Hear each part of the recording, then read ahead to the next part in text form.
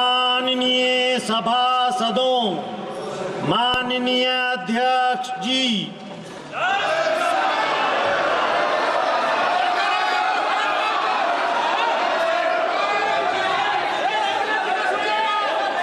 माननीय सदस्यगण, item number 1 Shrimati Nirmala Sitharaman वित्त मंत्री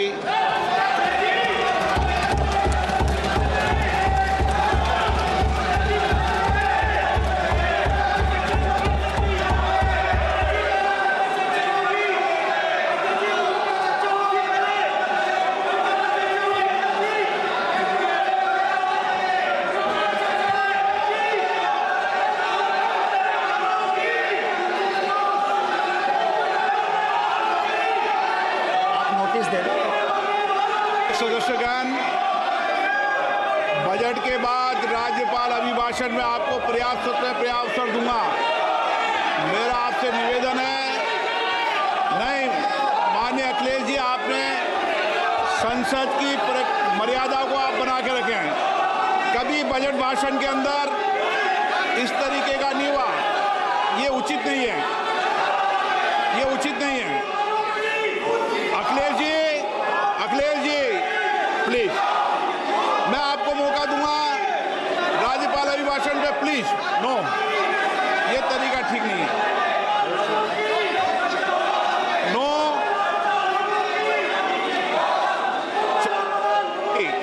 राज्यपाल अभिभाषण पे चर्चा होगी। नो तरीका। Honorable Speaker, I present the budget for 25-26. This budget continues our government's efforts to A. Accelerate growth, B. Secure inclusive development, C. Invigorate private sector investments, D. Uplift household sentiments, and E. Enhance spending power of India's rising middle class. Together, we embark on a journey to unlock our nation's tremendous potential for greater prosperity and global positioning under the leadership of Honorable Prime Minister Shri Narendra Modi. As we complete the first quarter of the 21st century, continuing geopolitical headwinds suggest lower global economic growth over the medium term. However, our aspiration for a Vikasit Bharat inspires us, and the transformative work we have done during our government's first 2 terms guides us to march forward resolutely. Our economy is the fastest growing among all major economies. Our development track record for the past 10 years and structural reforms have drawn global attention. Confidence in India's capability and potential has only grown in this period. We see the next 5 years as a unique opportunity to realize Sabka Vikas, stimulating balanced growth of all regions. The great Telugu poet and playwright Gurujada Apparao had said, "Deshamante matti kadoy, deshamante manushuloy," meaning a country is not just its soil, a country is its people. In line with this, for us, Vikasit Bharat encompasses zero poverty, 100% quality good school education, access to high quality, affordable and comprehensive health care, 100% skilled labor with meaningful employment, 70% women in economic activities, and farmers making our country the food basket of the world. In this budget, the proposed development measures span 10 broad areas focusing on Garib, youth, Annadata and Nari, spurring agricultural growth and productivity, building rural prosperity and resilience, taking everyone together on an inclusive growth path, boosting manufacturing and furthering Make in India, supporting MSMEs, enabling employment-led development, investing in people, economy, and innovation, securing energy supplies, promoting exports, and nurturing innovation. For this journey of development, our four powerful engines are agriculture, MSME, investments, and exports. The fuel, our reforms, our guiding spirit, inclusivity, and the destination, Vikasit Bharat. This budget aims to initiate transformative reforms across 6 domains. During the first 5 years, these will augment our growth potential and global competitiveness. The domains are taxation, power sector, urban development, mining, financial sector, and regulatory reforms. Agriculture as the first engine. Now I move to specific proposals, beginning with agriculture as the first engine.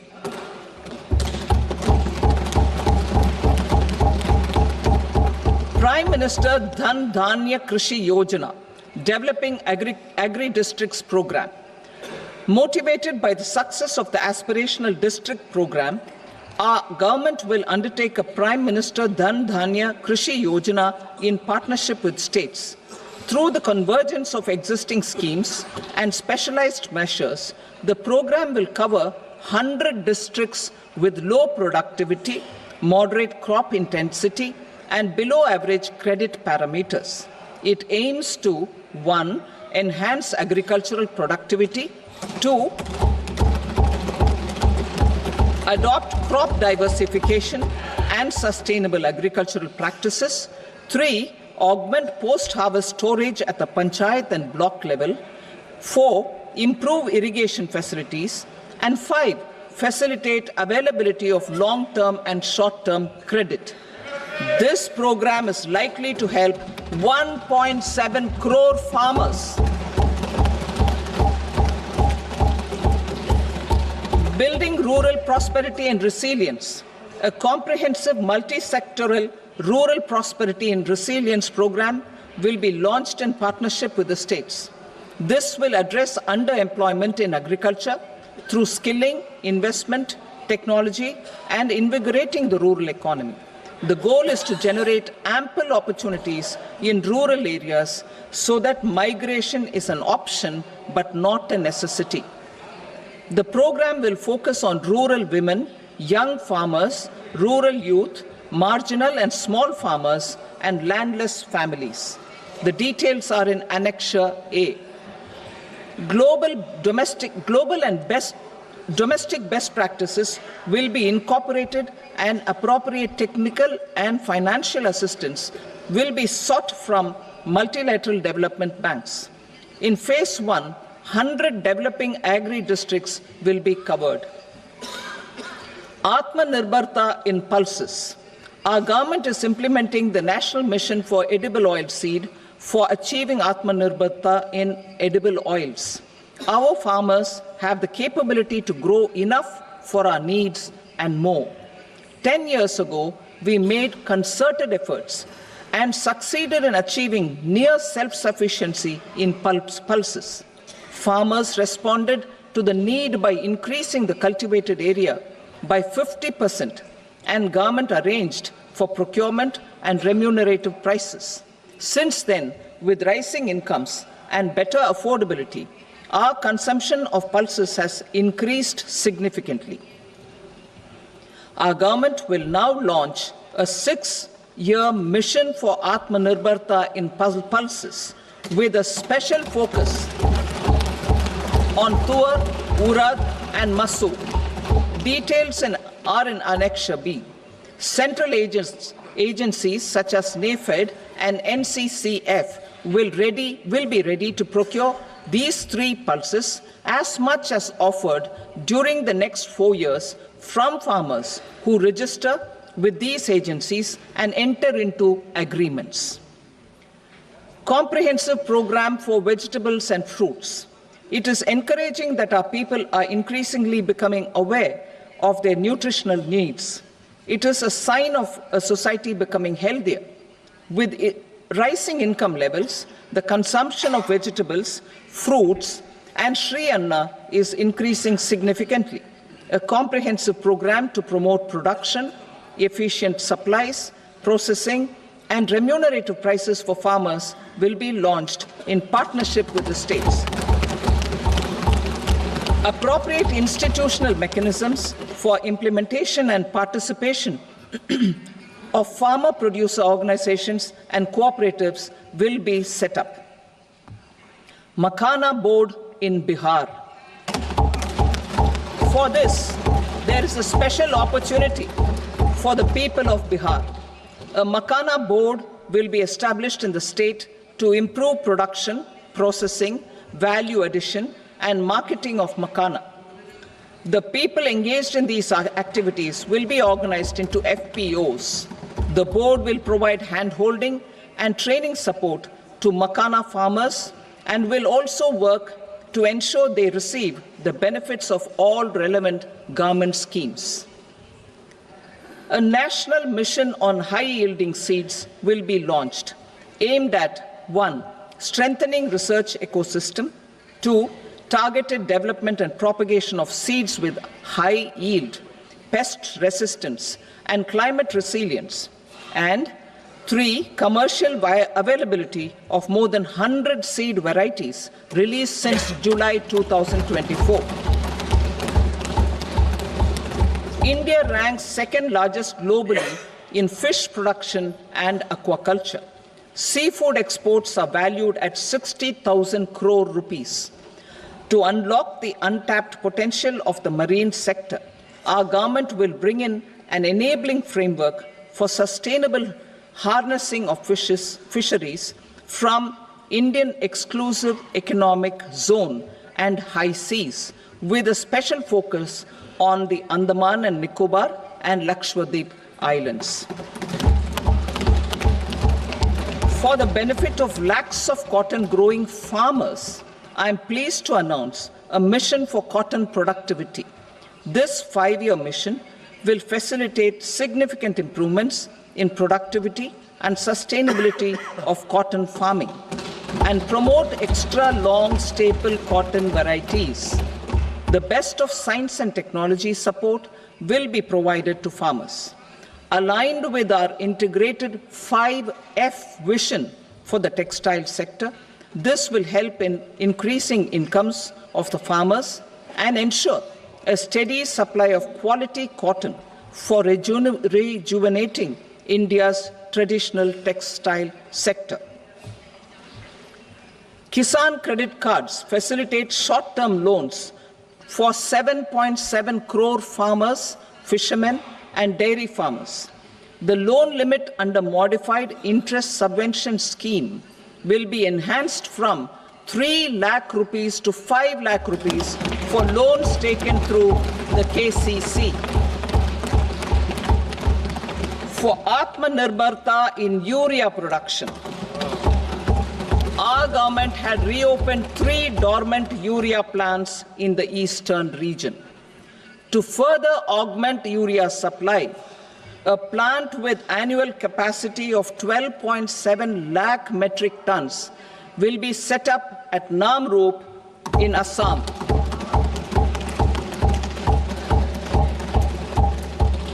India Post, with 1.5 lakh rural post offices, complemented by the India Post Payment Bank and a vast network of 2.4 lakh Dak Sevaks, will be repositioned to act as a catalyst for the rural economy. Details are at Annexure C. India Post will also be transformed as a large public logistics organization. This will meet the rising needs of Vishwakarmas, new entrepreneurs, women, self-help groups, MSMEs, and the large business organizations. Our government will provide support to NCDC for its lending operations for the cooperative sector. MSMEs as the second engine. Now I move to MSMEs as the second engine, which encompasses manufacturing and services with a focus on MSMEs numbering 5.7 crores. Currently, over 1 crore registered MSMEs, employing 7.5 crore people and generating 36% of our manufacturing, have come together to position India as a global manufacturing hub. With their quality products, these MSMEs are responsible for 45% of our exports. To help them achieve higher efficiencies of scale, technological upgradation, and better access to capital, the investment and turnover limits for classification of all MSMEs will be enhanced to 2.5 and 2 times respectively. This will give them the confidence to grow and generate employment for our youth. The details are given in Annexure D. To improve access to credit, the credit guarantee cover will be enhanced. First, for micro and small enterprises from 5 crore to 10 crore rupees, leading to additional credit of 1.5 lakh crores in the next 5 years. Second, for startups from 10 crore rupees to 20 crore rupees, with the guarantee fee being moderated to 1% for loans in 27 focus sectors which are important for Atmanirbhar Bharat. And for well-run exporter MSMEs, for term loans up to 20 crore rupees. Also for the micro enterprises, we will introduce customized credit cards with a 5 lakh rupee limit for micro enterprises registered on Udyam portal. In the first year, 10 lakh such cards will be issued. Fund of funds for startups. The alternate investment fund, AIFs, for startups have received commitments of more than 91,000 crores rupees. These are supported by the fund of funds set up with the Government of India's contribution of 10,000 crore rupees. Now, a new fund of funds with expanded scope and a fresh contribution of another 10,000 crore rupees will be set up. A new scheme will be launched for 5 lakh women, scheduled castes and scheduled tribes, first-time entrepreneurs. This will provide term loans up to 2 crore rupees during the next 5 years. The scheme will incorporate lessons from the successful Stand Up India scheme. Online capacity building for entrepreneurship and managerial skills will also be organized. Measures for labor-intensive sectors. To promote employment and entrepreneurship opportunities in labor-intensive sectors, our government will undertake specific policy and facilitation measures. To enhance the productivity, quality, and competitiveness of India's footwear and leather sector, a focus product scheme will be implemented. The scheme will support design capacity, component manufacturing, and machinery required for production of non-leather quality footwear, besides the support for leather footwear and products. The scheme is expected to facilitate employment for 22 lakh persons, generate over 4 lakh crore rupees, and exports of over 1.1 lakh crore rupees. Measures for the toys sector. Building on the National Action Plan for Toys, we will implement a scheme to make India a global hub for toys. The scheme will focus on development of clusters, skills, and a manufacturing ecosystem that will create high-quality, unique, innovative, and sustainable toys that will represent the Made in India brand. Support for food processing. In line with our commitment towards Purvodaya, we will establish a National Institute of Food Technology, Entrepreneurship and Management in Bihar. The institute will provide a strong fillip to food processing activities in the entire eastern region. This will result in 1. Enhanced income for the farmers through value addition to their produce, and 2. Skilling entrepreneurship and employment opportunities for the youth. Manufacturing mission, furthering Make in India. Our government will set up a national manufacturing mission covering small, medium and large industries for furthering Make in India by providing policy support, execution roadmaps, governance and monitoring framework for central ministries and states. Details are in Annexure E. Given our commitment to climate-friendly development, the mission will also support clean tech manufacturing.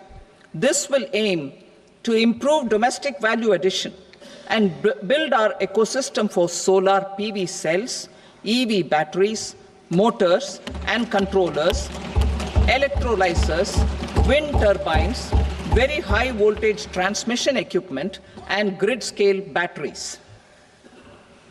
Investment as the third engine. Now I move to investment as the third engine, which encompasses investing in people, investing in the economy, and investing in innovation. Investing in people. Saksham Anganwadi and Poshan 2.0.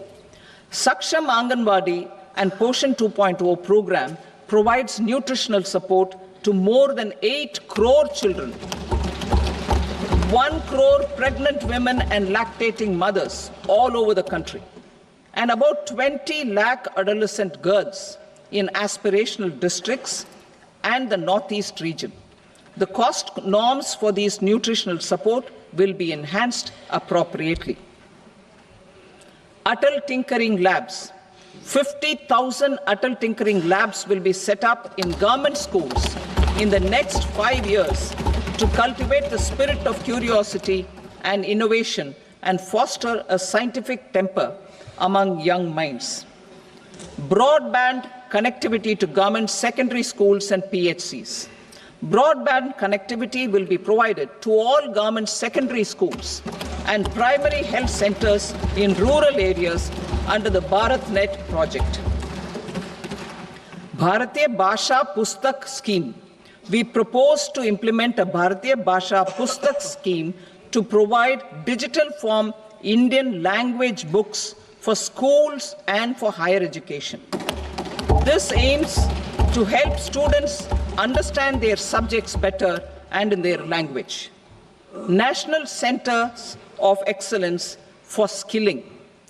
Building on the initiative announced in the July 24 budget, 5 national centers of excellence for skilling will be set up with global expertise and partnerships to equip our youth with the skills required for Make for India, Make for the World manufacturing. The partnership will cover curriculum design, training of trainers, and a skills certification framework and periodic reviews. Expansion of capacity in IITs. Total number of students in 23 IITs has increased 100% from 65,000 to 1.35 lakh in the past 10 years.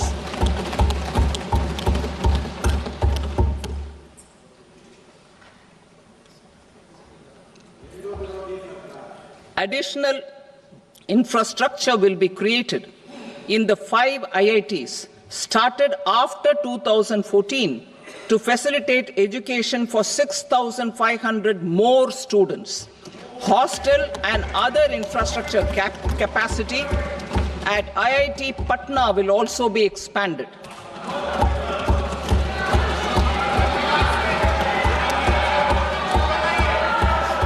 Center of Excellence.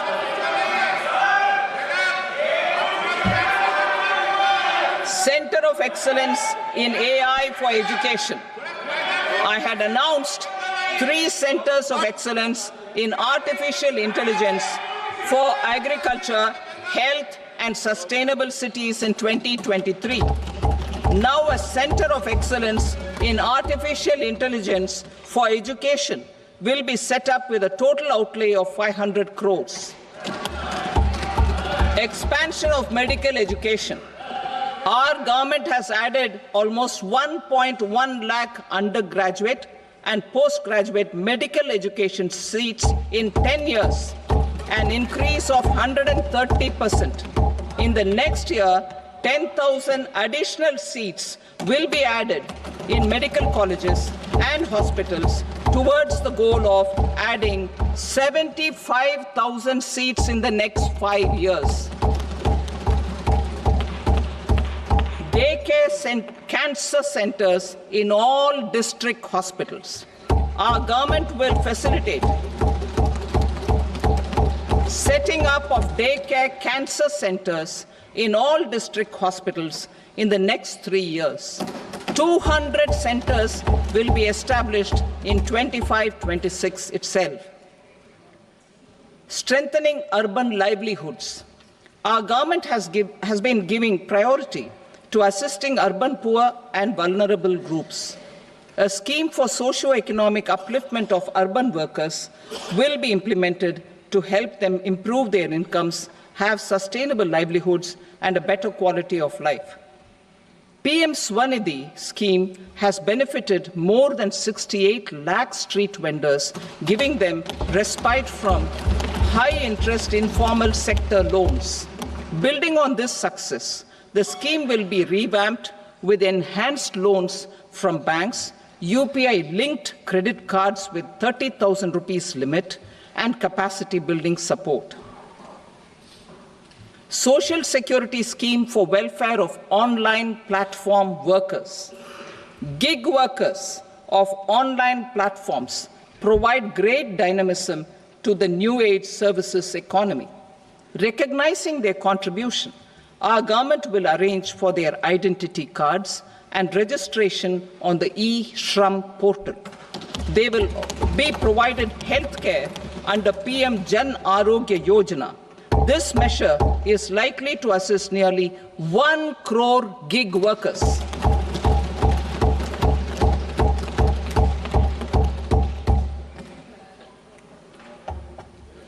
Investing in the economy. Public-private partnership in infrastructure. Each infrastructure-related ministry will come up with a 3-year pipeline of projects that can be implemented in PPP mode. States will also be encouraged to do so and can seek support from the India Infrastructure Project Development Fund, which is a scheme to prepare PPP proposals. Support to states for infrastructure. An outlay of 1.5 lakh crore is proposed for the 50-year interest-free loans to states for capital expenditure and incentives for reforms.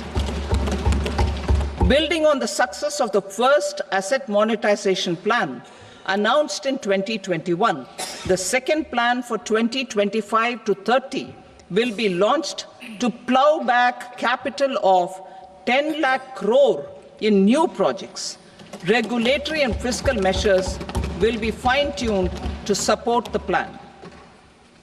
Jal Jeevan Mission.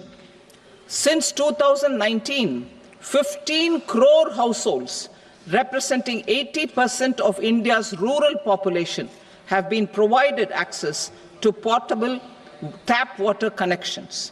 To achieve 100% coverage, I am pleased to announce the extension of this mission until 2028 with an enhanced total outlay.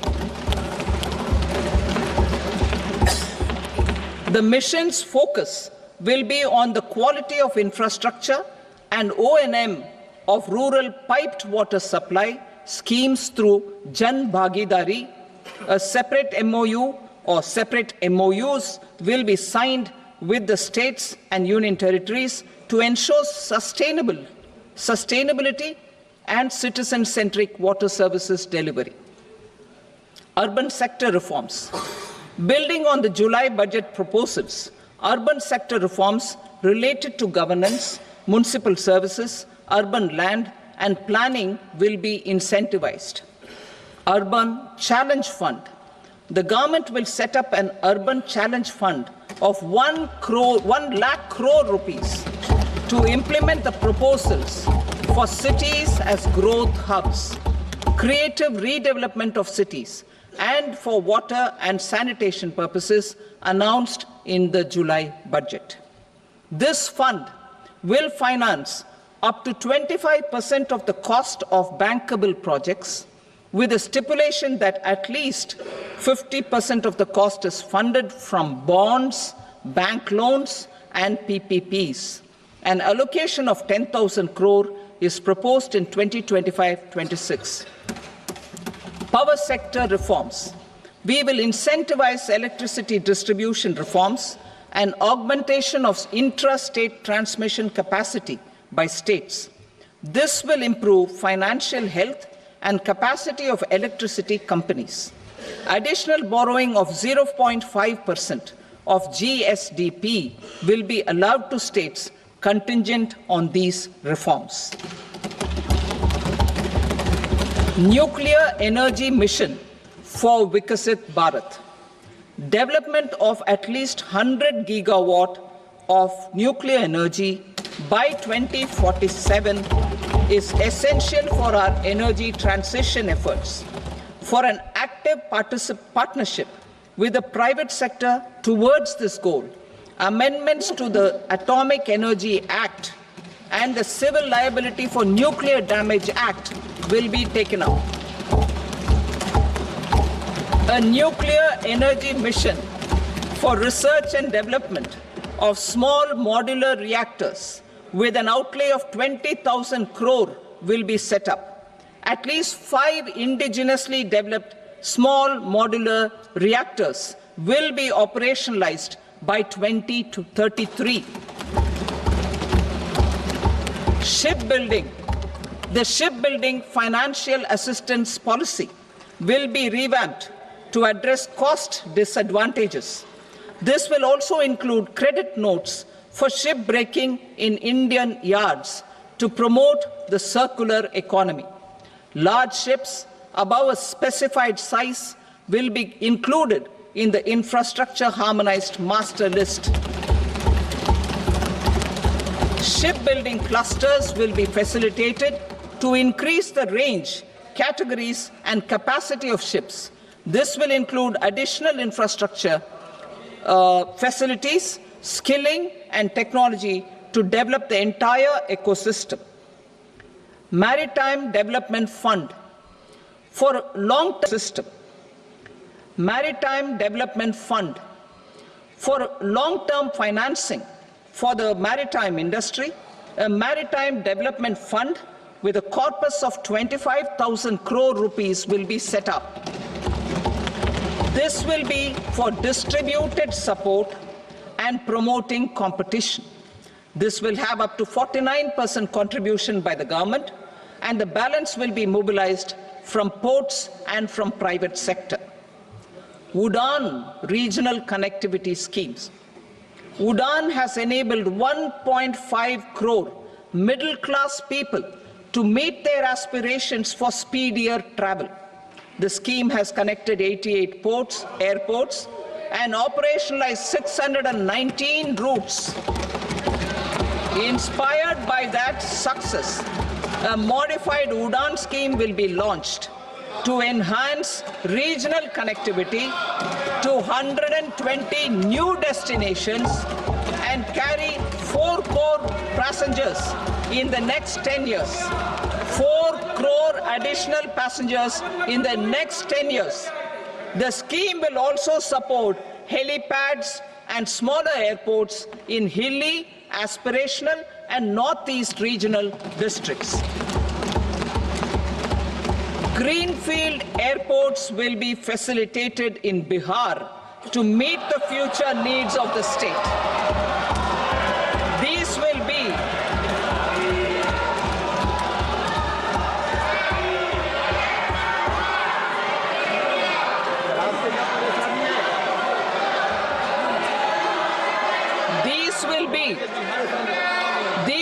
be in addition to the expansion of the capacity of Patna Airport and a brownfield airport in Beta.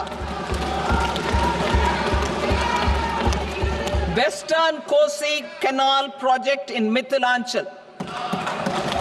Financial support will be provided for the Western Kosi Canal ERM project, benefiting a large number of farmers cultivating over 50,000 hectares of land in the Mithilanchal region of Bihar. Mining sector reforms.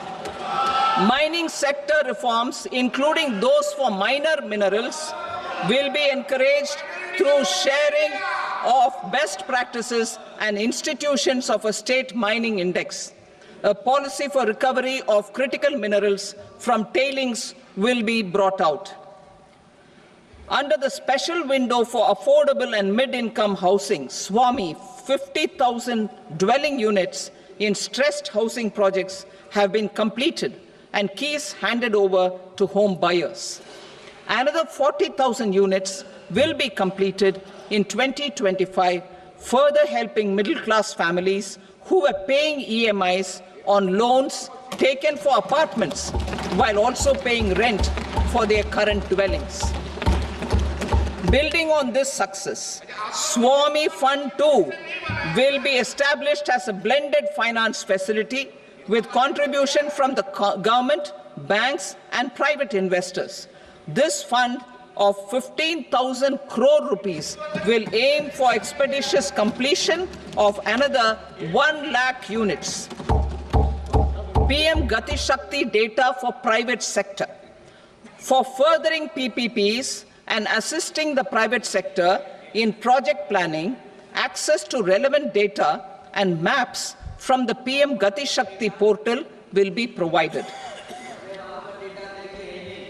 Tourism for employment-led growth.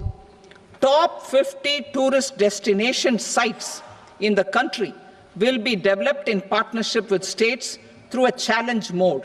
Land for building key infrastructure will have to be provided by the states. Hotels in these destinations will be included in the infrastructure harmonized list.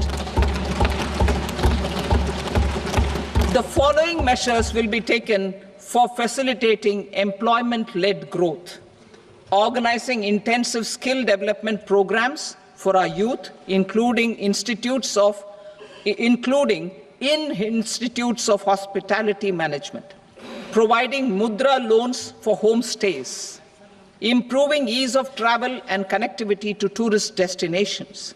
Providing performance-linked incentives to states for effective destination management, including tourist amenities, cleanliness, and marketing efforts, and introducing streamlined e-visa facilities along with visa fee waivers for certain tourist groups.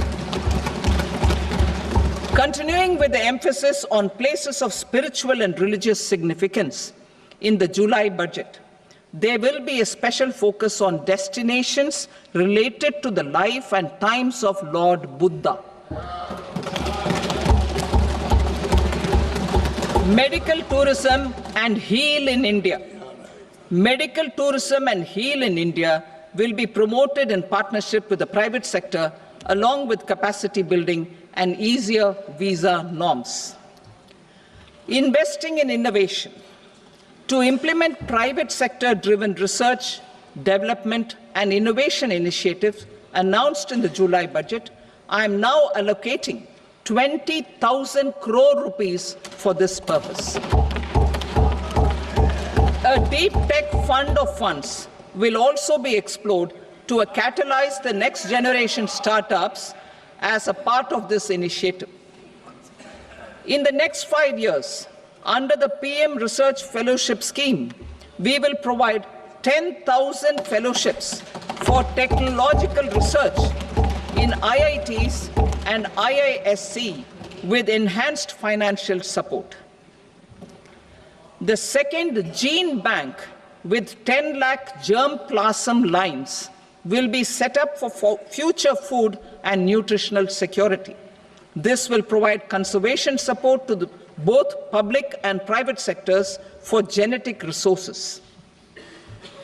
We will start a national geospatial mission to develop foundational geospatial infrastructure and data. Using PM Gati Shakti, this mission will facilitate modernization of land records, urban planning, and design of infrastructure projects. A Gyan Bharatam mission for survey, documentation, and conservation of our manuscript heritage with academic institutions, museums, libraries, and private collectors will be undertaken to cover more than 1 crore manuscripts. We will set up a national digital repository of Indian knowledge systems for knowledge sharing. Now I move to exports as the fourth engine. We will set up an export promotion mission with sectoral and ministerial targets driven jointly by the Ministries of Commerce, MSME, and Finance. It will facilitate easy access to export credit, cross-border factoring support, support to MSMEs to tackle non-tariff measures in overseas markets. A digital public infrastructure, Bharat Trade Net, for international trade will be set up as a unified platform for trade documentation and financing solutions. This will complement the Unified Logistics Interface platform. The BTN will be aligned with international practices. Support will be provided to develop domestic manufacturing capacities for our economy's integration with global supply chains. Sectors will be identified based on objective criteria. Facilitation groups with participation of senior officers and industry representatives will be formed for select products and supply chains. Through this, there are huge opportunities related to Industry 4.0, which needs high skills and talent. Our youth have both. Our government will support the domestic electronic equipment industry to leverage this opportunity for the benefit of our youth. A national framework will be formulated as guidance to states for promoting global capability centers in emerging Tier 2 cities. This will suggest measures for enhancing availability of talent and infrastructure, building bylaw reforms, and mechanisms for collaboration with industry. Our government will facilitate upgradation of infrastructure and warehousing for air cargo, including high-value perishable horticultural produce. Cargo screening and customs protocol will be streamlined and made user-friendly. Reforms as the fuel. Over the past 10 years, our government has implemented several reforms for convenience of taxpayers, such as faceless assessment, 2, taxpayer charter, 3, faster returns, 4, almost 99% returns being on self-assessment, and 5, Vivad Se Vishwas scheme.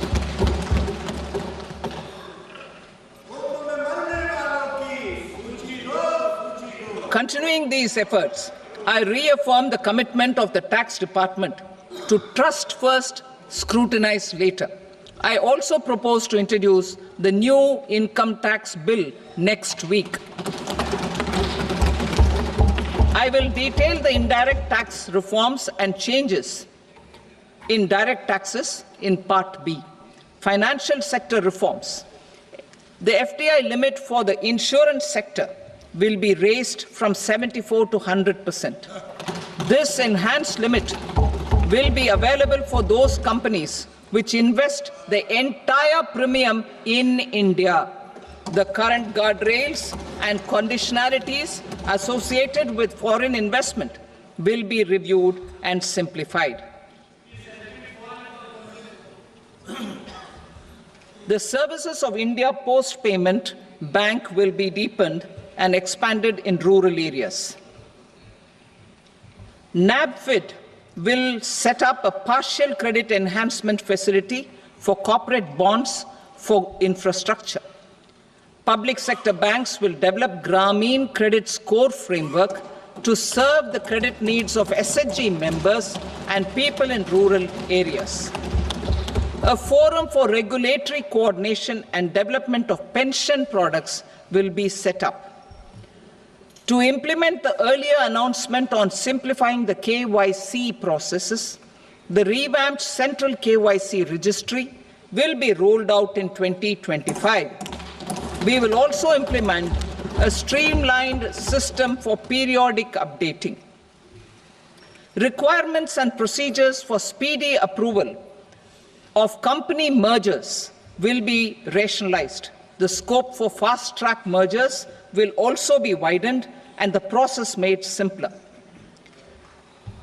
As proposed in the interim budget, we signed bilateral investment treaties with 2 countries in 2024 to encourage sustained foreign investment, and in the spirit of First Develop India, the current model BIT will be revamped and made more investor-friendly. In the last 10 years, in several aspects, including financial and non-financial, our government has demonstrated a steadfast commitment to ease of doing business. We are determined to ensure that our regulations must keep up with technological innovations and global policy developments. A light-touch regulatory framework based on principles and trust will unleash productivity and employment. Through this framework, we will update regulations that were made under old laws. To develop this modern, flexible, people-friendly, and trust-based regulatory framework appropriate for the 21st century, I propose 4 specific measures. A high-level committee for regulatory reforms will be set up for a review of all non-financial sector regulations, certifications, licenses, and permissions. The committee will be expected to make recommendations within a year. The objective is to strengthen trust-based economic governance and take transformational measures to enhance ease of doing business, especially in matters of inspection and compliances. States will be encouraged to join in this endeavor. An investment friendliness index of states will be launched in 2025 to further the spirit of competitive, cooperative federalism. Under the Financial Stability and Development Council, a mechanism will be set up to evaluate impact of the current financial regulations and subsidiary instructions. It will also formulate a framework to enhance their responsiveness and development of the financial sector. In the Jan Vishwas Act 2023, more than 180 legal provisions were decriminalized. Our government will now bring up the Jan Vishwas Bill 2.0 to decriminalize more than 100 provisions in various laws. I now move to fiscal policy. In the July budget, I had committed to staying the course for fiscal consolidation. Our endeavor will be to keep the fiscal deficit each year such that central government debt remains on a declining path as a percentage of the GDP. The roadmap for the next 6 years has been detailed in the FRBM statement. Revised estimates for 2024-25. The revised estimate of the total receipts other than borrowings is 31.47 lakh crore rupees, of which the net tax receipts are 25.57 lakh crore rupees. The revised estimate of the total expenditure is 47.16 lakh crore rupees, of which the capital expenditure is about 10.18 lakh crore rupees. The revised estimate of the fiscal deficit is 4.8% of the GDP. Budget estimates for 25-26. Coming to 25-26, the total receipts other than borrowings and total expenditure are estimated at 34.96 lakh crore rupees and 50.65 lakh crore rupees respectively. The net tax receipts are estimated at 28.37 lakh crore rupees. The fiscal deficit is estimated to be 4.4% of GDP. To finance the fiscal deficit, the net market borrowings from dated securities are estimated at 11.54 lakh crore. The balance financing is expected to come from small savings and other sources. The gross market borrowings are estimated at 14.82 lakh crore rupees. I will now move to Part B. Indirect taxes. My proposals relating to customs aim to rationalize tariff structure and address duty inversion. These will also support domestic manufacturing and value addition, promote exports, facilitate trade, and provide relief to common people. Rationalization of customs tariff structure for industrial goods. As a part of comprehensive review of customs rate structure announced in July 2024 budget, I propose to 1. Remove 7 tariff rates. This is over and above the 7 tariff rates removed in 23-24 budget. After this, there will be only 8 remaining tariff rates, including 0 rate. 2. Apply appropriate cess to broadly maintain effective duty incidence, except on a few items where such incidence will reduce marginally. 3. Levy not more than 1 cess or surcharge. Therefore, I propose to exempt social welfare surcharge on 82 tariff lines that are subject to a cess. I shall now take up sector-specific proposals. To provide relief to patients, particularly those suffering from cancer, rare diseases, and other severe chronic diseases, I propose to add 36 life-saving drugs and medicines to the list of medicines fully exempted from basic custom duty.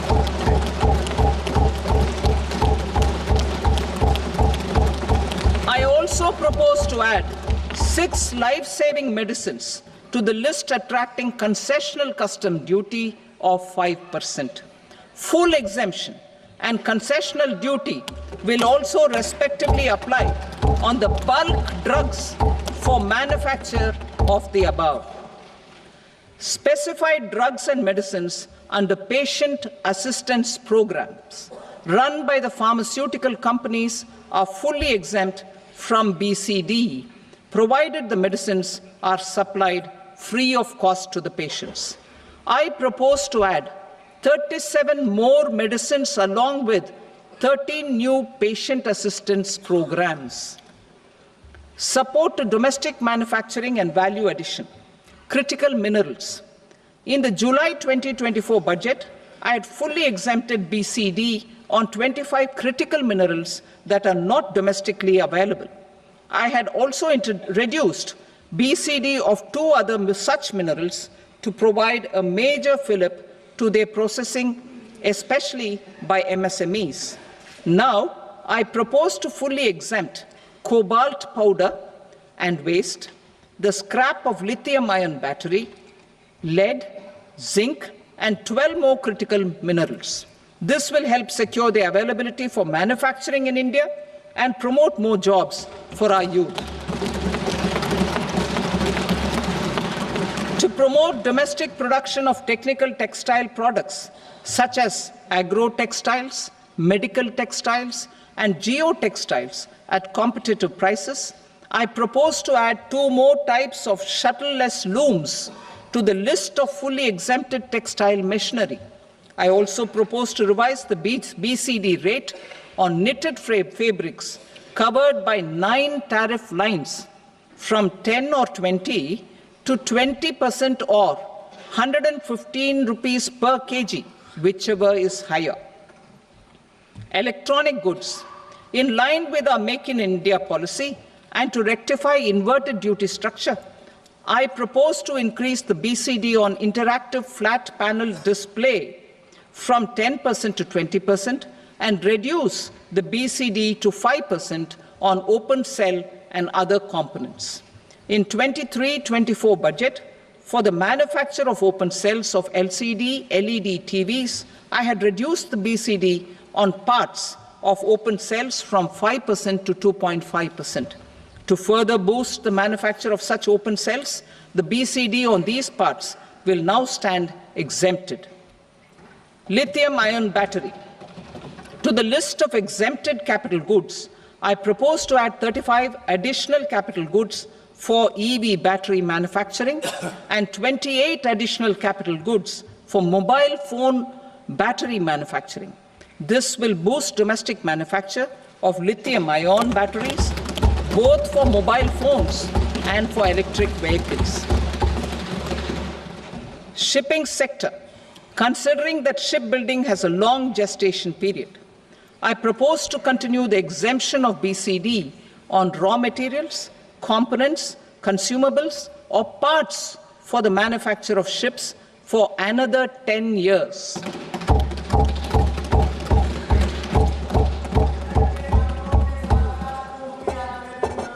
I also propose the same dispensation for shipbreaking to make it more competitive.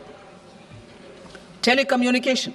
To prevent classification disputes, I propose to reduce the BCD from 20% to 10% on carrier-grade Ethernet switches to make it at par with non-carrier-grade Ethernet switches.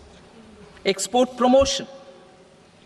To facilitate exports of handicrafts, I propose to extend the time period for export from 6 months to 1 year, further extendable by another 3 months if required. I also propose to add 9 items to the list of duty-free inputs. Leather sector. I propose to fully exempt BCD on wet blue leather to facilitate imports for domestic value addition and employment.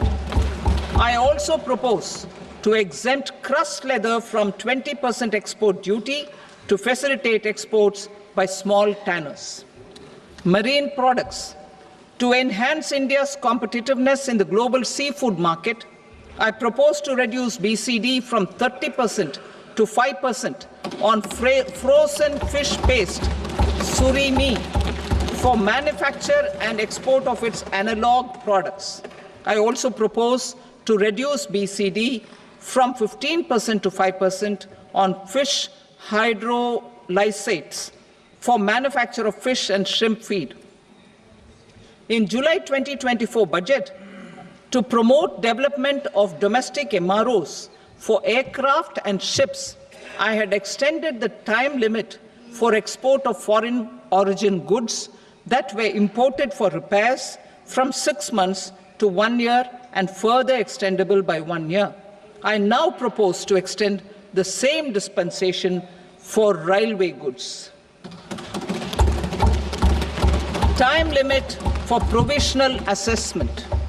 Presently, the Customs Act 1962 does not provide any time limit to finalize provisional assessments, leading to uncertainty and cost to trade. As a measure of promoting ease of doing business, I propose to fix a time limit of 2 years, extendable by a year, for finalizing the provisional assessment. I propose to introduce a new provision that will enable importers or exporters, after clearance of goods, to voluntarily declare material facts and pay duty with interest but without penalty.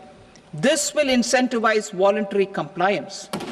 However, this will not apply in cases where department has already initiated audit or investigation proceedings.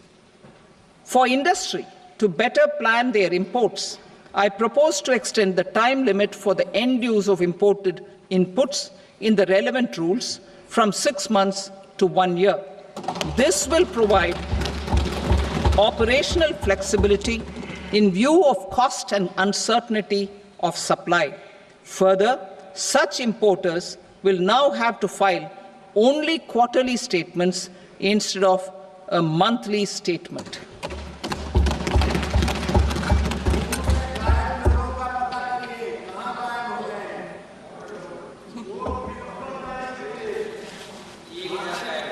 I now come to my direct tax proposals. In Part A, I have briefly underlined taxation reforms as one of key reforms to realize our vision of Vikasit Bharat. In respect of criminal law, our government had earlier ushered in Bharatiya Nyaya Sanhita, replacing Bharatiya Danda Sanhita. I am happy to inform this august House and the country that for new income tax bill will carry forward the same spirit of Nyaya in its drafting as well. The new bill will be clear and direct in text, with close to half of the present law in terms of both chapters and words. It will be simple to understand for taxpayers and tax administrators, leading to tax certainty and reduced litigation. Reforms, however, are not a destination. They are means to achieve good governance for our people and economy. Providing good governance primarily involves being responsive. The Tirukural captures this in verse 542, which reads, "Vaanokki vaazhum ulagallam, mannavan kol nokki vaazhum kudi," meaning, just as the living beings live expecting rains, citizens live expecting good governance. Our government is committed to keeping an ear to the ground and a finger on the pulse and responding while balancing our national building efforts.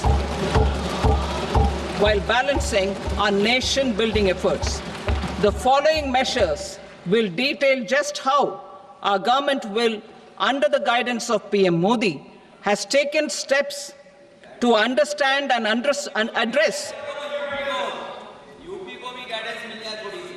I repeat that sentence, sir. The following measures will detail just how our government, under the guidance of PM Modi, has taken steps to understand and address the needs voiced by our citizens. My tax proposals are guided by this spirit.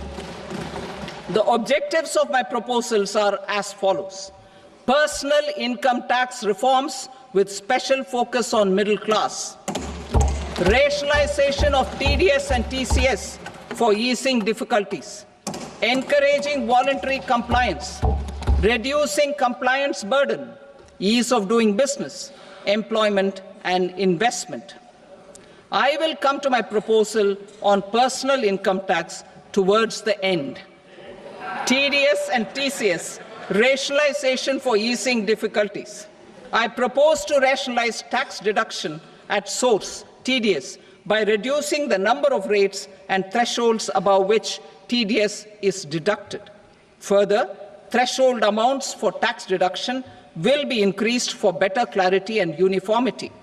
The limit for tax deduction on interest for senior citizens is being doubled from the present 50,000 rupees to 1 lakh rupees. Similarly, the annual limit of 2.40 lakh rupees for TDS on rent is being increased to 6 lakh rupees. This will reduce the number of transactions liable to TDS, thus benefiting small taxpayers receiving small payments. The threshold to collect tax at source, the TCS, on remittances under RBI's liberalized remittance scheme, the LRS, is proposed to be increased from 7 lakh to 10 lakhs. I also propose to remove TCS on remittances for education purposes, where such remittances is out of a loan taken from a specified financial institution. Both TDS and TCS are being applied on any transaction related to sale of goods. To prevent such compliance difficulties, I propose to omit the TCS. I also propose that the provisions of the higher TDS deduction will now apply only in non-PAN cases. In July 2024, the delay for payment of TDS up to the due date of filing statement was decriminalized.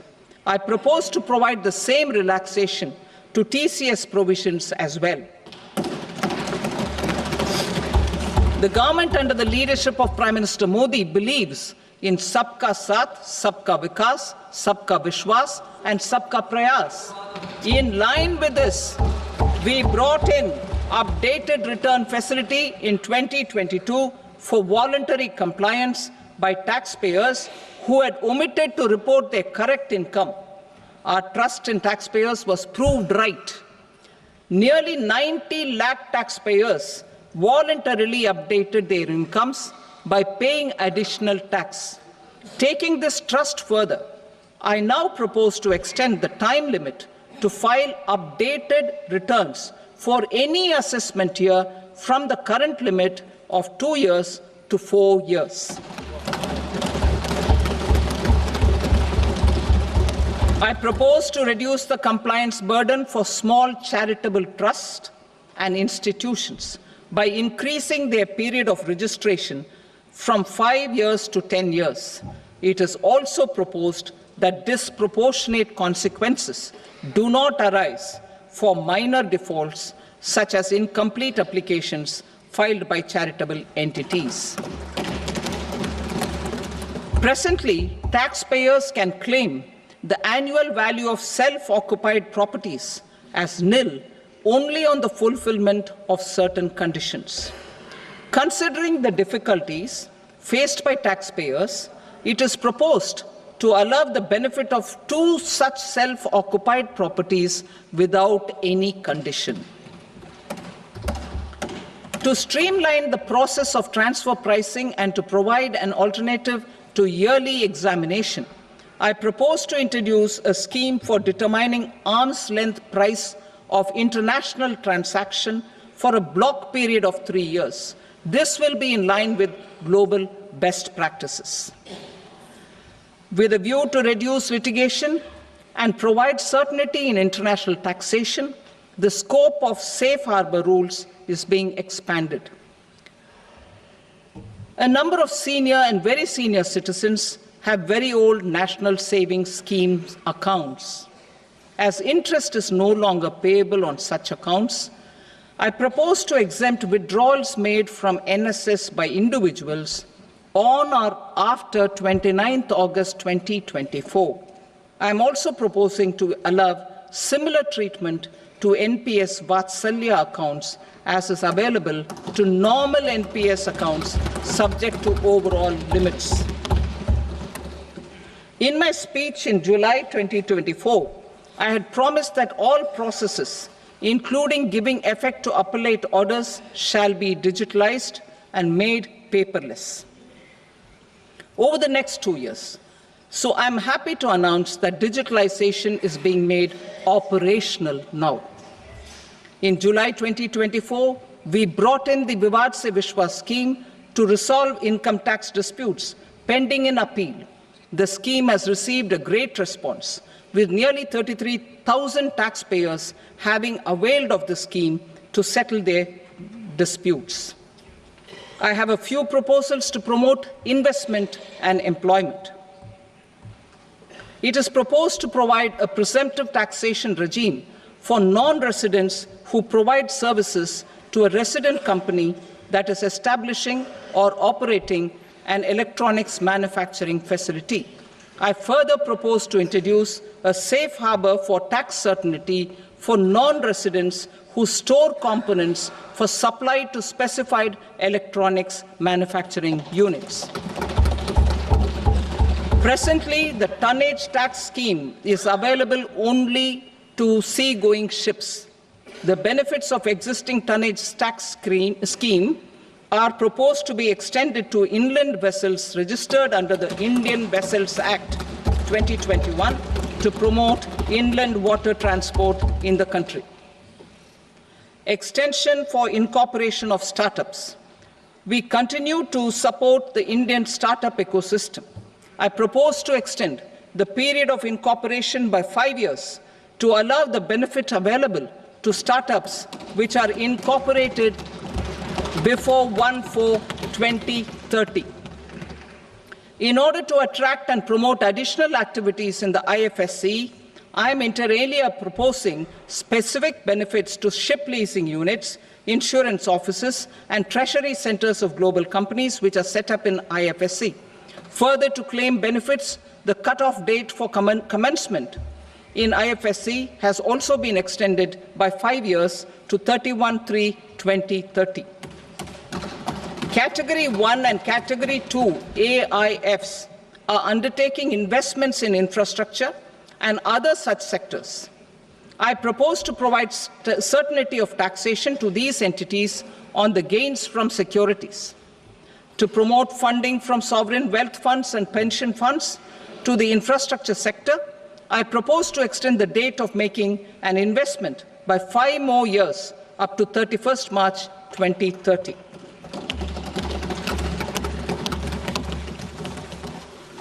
Personal income tax reforms with special focus on middle class.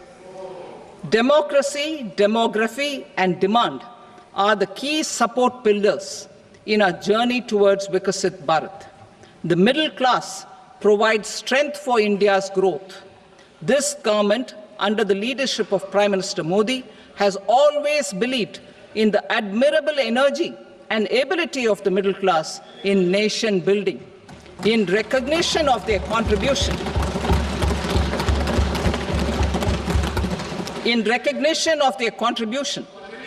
we have periodically reduced their tax burden. Right after 2014, the nil tax slab was raised to 2.5 lakhs of rupees, which was further raised to 5 lakh rupees in 2019 and to 7 lakh rupees in 2023. This is reflective of our government's trust on the middle class taxpayers. I am now happy to announce that there will be no income tax payable up to income of 12 lakh rupees.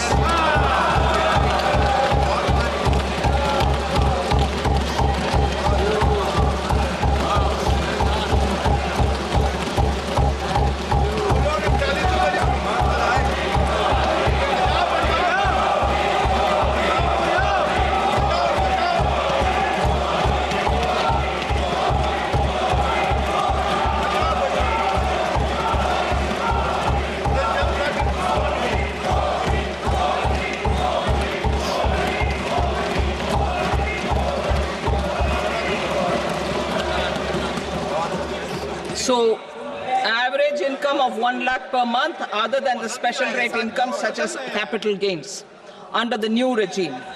This limit will be 12.75 lakh for salaried taxpayers due to the standard deduction of 75,000. Slabs and rates are being changed across the board to benefit all taxpayers. The new structure will substantially reduce the taxes of the middle class and leave more money in their hands, boosting household consumption, savings, and investment. In the new tax regime, I propose to revise tax rate structures as follows: 0 to 4 lakh rupees nil, 4.8 lakh rupees to 4 to 8 lakh rupees 5%, 8 to 12 lakh rupees 10%, 12 to 16 lakh rupees 15%, 16 to 20 lakh rupees 20%, 20 to 24 lakh rupees 25%, and above 24 lakh rupees 30%. To taxpayers up to 12 lakh of normal income, other than special rate income such as capital gains. I read that again. To taxpayers up to 12 lakh of income, other than special rate income such as capital gains, tax rebate is being provided in addition to the benefit due to slab rate reduction in such a manner that there is no tax payable by them. the total tax benefit of slab rate changes and rebate at different income levels can be illustrated with a few examples. A taxpayer in the new regime with an income of 12 lakh rupees will get a benefit of 80,000 rupees in tax, which is 100% of tax payable as per the existing rates. A person having income of 18 lakh rupees will get a benefit of 70,000 rupees in tax, that is 30% of tax payable as per existing rates. A person with an income of 25 lakh gets a benefit of 1,10,000 rupees, that is 25% of his tax payable as per existing rates. Details of my tax proposals are given in the annexure. As a result of these proposals, Honorable Speaker, sir, revenue of about 1 lakh crore in direct taxes and 2,600 crores in indirect taxes will be foregone. Mr. Speaker, sir, with this, I commend the budget to this august House.